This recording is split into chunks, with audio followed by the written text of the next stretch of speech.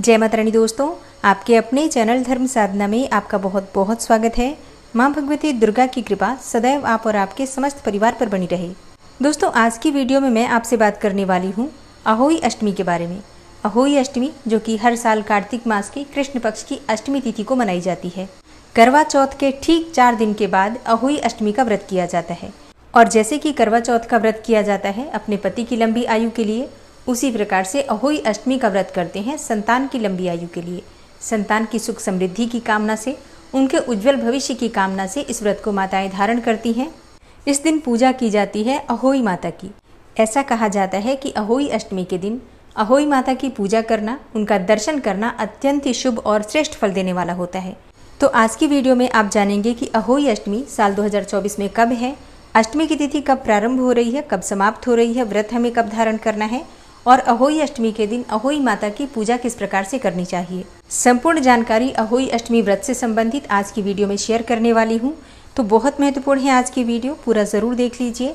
अच्छी लगे वीडियो तो लाइक भी ज़रूर कीजिए, क्योंकि आपके लाइक्स, आपके कमेंट्स मेरे लिए बहुत महत्वपूर्ण होते हैं। यही एकमात्र जरिया है जिनसे मुझे पता चलता है कि आपको ये वीडियो अच्छी लगती हैं और आपके लिए ये वीडियो उपयोगी है। तो अगर वीडियो अच्छी लगे तो लाइक तो ज़रूर ही किया कीजिए। और अब सबसे पहले जानते हैं कि अष्टमी तिथि कब प्रारंभ हो रही है, कब समाप्त हो रही है और अहोई अष्टमी का व्रत हमें कब धारण करना है।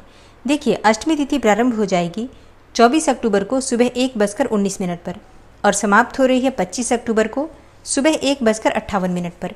तो सूर्योदय कालीन तिथि के अनुसार 24 अक्टूबर को यानी कि गुरुवार के दिन अहोई अष्टमी का व्रत करेंगे। इस दिन पूजा का शुभ मुहूर्त आपको प्राप्त हो रहा है शाम को 5:42 से शाम 6:59 तक। अहोई माता की पूजा की कुल अवधि आपको प्राप्त हो रही है 1 घंटे 17 मिनट की। अच्छा, अहोई अष्टमी के व्रत में तारों के दर्शन करके तारों को अर्घ्य देकर ही व्रत खोला जाता है। तो तारों को देखने का समय होगा शाम को 6:06 पर। कई स्थानों पर चंद्रमा के दर्शन करके व्रत खोले जाते हैं, तो कई स्थानों पर तारों को देखकर। तो चंद्रोदय का समय होगा रात्रि में 11:55 पर। दोस्तों, अहोई माता को माता पार्वती का ही रूप माना जाता है। ऐसा कहा जाता है कि अहोई माता की जब हम पूजा करते हैं तो ये हमारी संतान को लंबी आयु प्रदान करती हैं और हर प्रकार के संकट से उनकी रक्षा करती हैं। इनकी पूजा करने से महिलाओं की कुंडली में जो कई प्रकार के दुर्योग होते हैं, जैसे कि बंध्या योग या फिर गर्भपात इत्यादि हो जाता है, संतान की असमय मृत्यु, अकाल मृत्यु का योग अगर होता है या फिर दुष्ट संतान योग होता है, तो इस प्रकार के सभी कुयोगों से, दुर्योगों से मुक्ति दिलाती हैं अहोई माता। धार्मिक कथाओं में जो अहोई माता का वर्णन आता है, एक शाही के रूप में, एक नेवले के रूप में आता है, जिसे कि एक पौराणिक घटना के प्रतीक के रूप में माना जाता है। कहा जाता है कि प्राचीन समय में एक महिला जो कि अपने पुत्रों की माँ थी, वो एक समय जंगल में मिट्टी खोदते समय गलती से शाही के एक बच्चे को मार देती है। अब इस घटना के बाद महिला को पछतावा होता है और वो तपस्या करके देवी से क्षमा याचना करती है। उसकी तपस्या से प्रसन्न होती है माता और उसे आशीर्वाद देती हैं कि उसकी संतान सुरक्षित रहेगी। तब से ये परंपरा चली आ रही है कि अहोई माता की पूजा करने से संतानों की रक्षा होती है और सभी महिलाएं अपने पुत्रों की लंबी आयु की कामना से उनकी सुरक्षा की और उनकी कल्याण की कामना अहोई माता से करती हैं। अब बात करें अहोई माता की पूजा विधि के बारे में, तो देखिए, अष्टमी तिथि के दिन प्रातःकाल जल्दी उठना है। उठकर स्नान इत्यादि करके अपने व्रत का संकल्प ले लीजिए। और देखिए, जिस प्रकार से करवा चौथ का व्रत किया जाता है बिना अन्न और जल के, निर्जल और निराहार रहकर, उसी प्रकार से अहोई अष्टमी का व्रत भी निर्जल और निराहार ही किया जाता है। तो सुबह के समय व्रत का संकल्प लेते हैं, फिर दिन भर बिना अन्न और जल के ही रहा जाता है और शाम को अहोई माता की पूजा की जाती है। तो एक चौकी पर लाल कपड़ा बिछाकर या फिर पीला कपड़ा बिछाकर अहोई माता की आप चित्र या फिर मूर्ति स्थापित कर सकते हैं। वैसे बहुत से लोग दीवारों पर ही अहोई माता को चित्रित करते हैं, गेरू से या फिर रंग से अहोई माता का चित्र बनाकर उनकी पूजा करते हैं। वैसे अगर आप कर पाते हैं ऐसा, तब तो बहुत अच्छी बात है। नहीं तो दुकानों पर भी मिल जाता है, मतलब पूजा की जो दुकान होती है वहाँ पर आपको कथा की पुस्तक भी मिल जाती है और अहोई माता का चित्र भी मिल जाता है, तो आप चाहें तो ले सकते हैं। चौकी पर कलश की स्थापना कीजिए, दीप प्रज्वलित कीजिए और विधि विधान से धूप, दीप, अक्षत इत्यादि अर्पित करके अहोई माता की पूजा कीजिए। इसके बाद अपनी इच्छा के अनुसार माता को भोग अर्पित कर सकते हैं।